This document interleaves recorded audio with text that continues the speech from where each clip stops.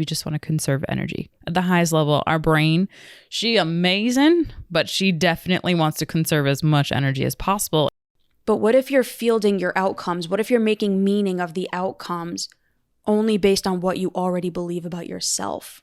That you're not worthy, that you're not good enough, that you're not lovable. And what if that's becoming your entire perception of life? Hey everybody, it's Bianca. And this is Emilia. And welcome to another episode of Evolve Ventures, where we are making evolution possible for growth-minded humans through vulnerable lessons, stories, and technology. Last episode, we were diving into, I just lost it. Give me 1 second. We're doing great this morning.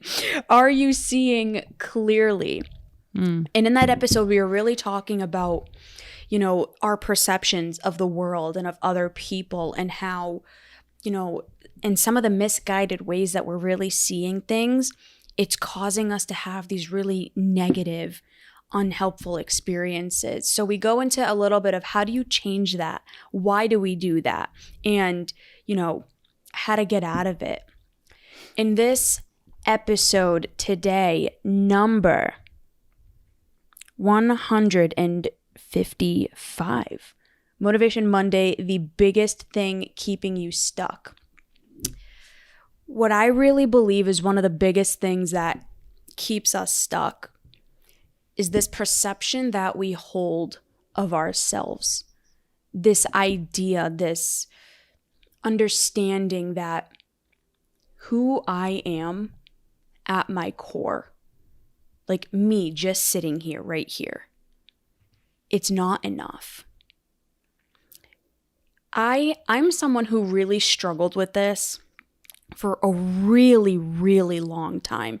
And full transparency, it's something that I still really struggle with. And it's something that I'm still, learning how to work through and overcome. And in all honesty, I'm going to be a little vulnerable here. It's really hard when you're in just to use myself as this example, when you're in this echo chamber of excellence.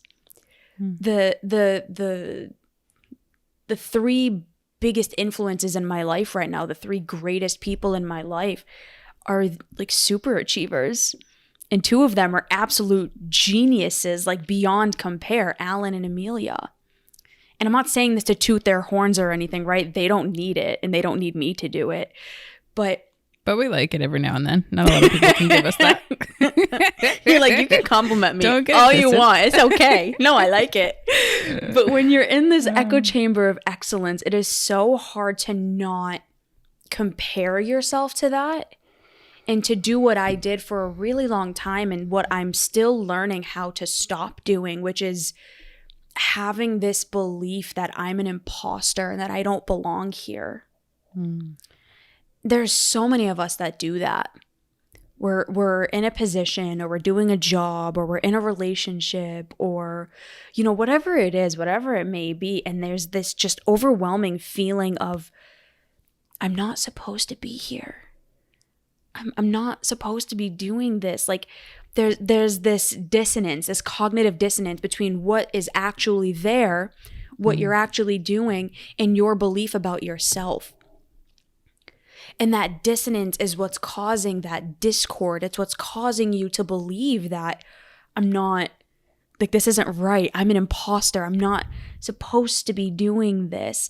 And it causes so many of us to, sabotage, to make mistakes, to make poor choices, to do things that maybe we wouldn't have done or that really hurt us.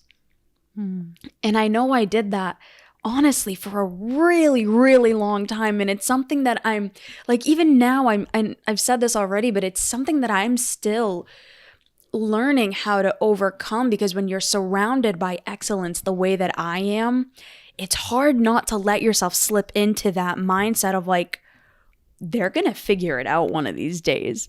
They're going to be oh, she's not what she's portraying, and we're going to leave. It's hard not to let yourself have that feeling. And it doesn't mean that it's true, but When we have that belief in ourselves that we're not whatever, we're not actually an athlete, we're not actually a good parent, we're not actually a good student, whatever, we start to distort our reality. We start to dismiss what we are doing, all of the good things about us and all of the incredible things and the beautiful things. And we just look at what's wrong, what we're not doing, what we're doing badly, you know, all of the mistakes that we've made and all of the terrible choices and decisions and whatever. And it's actually that. It's when you start falling into that pattern and into that cycle, that's what's reinforcing that limiting belief. That's what's reinforcing that imposter syndrome. And so today, for this Motivation Monday, what I want you all to leave here with is, just because you feel like an imposter, it doesn't mean that it's true. What if you're just paying attention to all the evidence that's showing you that that's what's happening? And what if, and I know Emilia can go into this, what if you're just looking for the wrong information? What if you're fielding your outcomes? Emilia's having me read this book called Thinking in Bets. Phenomenal book. It's so good. It's really easy for like anyone to read. But what if you're fielding your outcomes? What if you're making meaning of the outcomes only based on what you already believe about yourself? That you're not worthy, that you're not good enough, that you're not lovable. And what if that's becoming your entire perception of life? So, I know that you've spent your entire life learning humans, more than I have. You've always done this, right? This is still newer for me. This has been like the last 8 years for me. This has been 28 years for you, right? Like since infancy, you were predicting outcomes and shit, right? So I guess what would you say is the first step for people? Like I have my answer, but I want you to go. I want you to go first. How do people start to break that?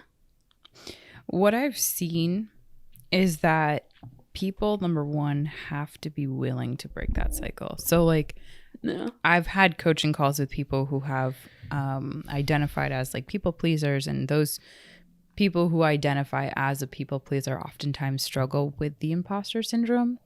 And so, you know, it might sound trivial in a coaching call, but I'll actually ask them like, do you want to break this cycle? Like, is that something that you actually really want to do?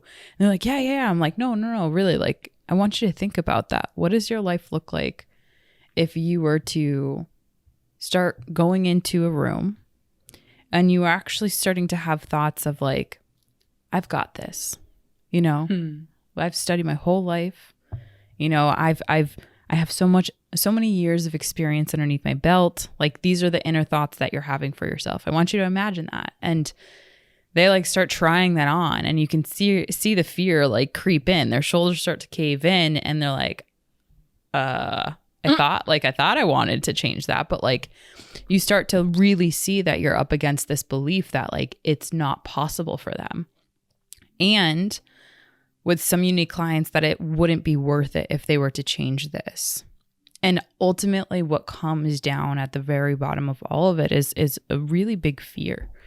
And we talked about it a little bit, and I'll stay high level, but we talked about it on our IG Live on Friday. And, you know, when it comes to change in general, one of the biggest things that I found is that we have to have, you know, a willingness to change and an awareness that will move us.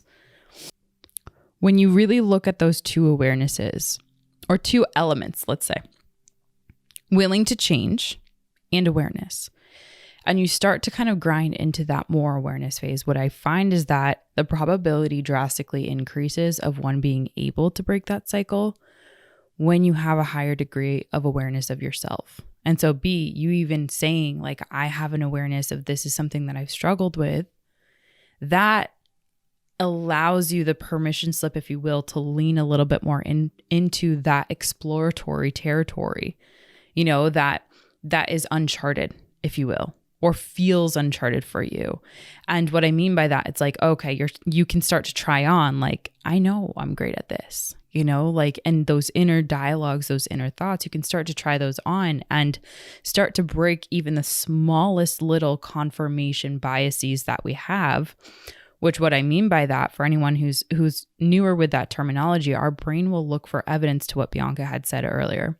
Our brain will look for evidence that confirms a belief. Why? Because we just want to conserve energy. At the highest level, our brain, she amazing, but she definitely wants to conserve as much energy as possible. And when you find evidence that supports a belief that we have, like for example, we're not good enough, if we find evidence that supports it, awesome. That doesn't mean we have to change, right? Because change requires energy. So those, I would say, would be the highest levels I can say in this episode, this Motivation Monday episode. So if you're out there, number one, look 0 to 10. How willing am I to change this? And what would my life look like, right? What would be the benefit to changing this feeling that I have? And then number two, awareness of how your brain really works and trying on those thoughts.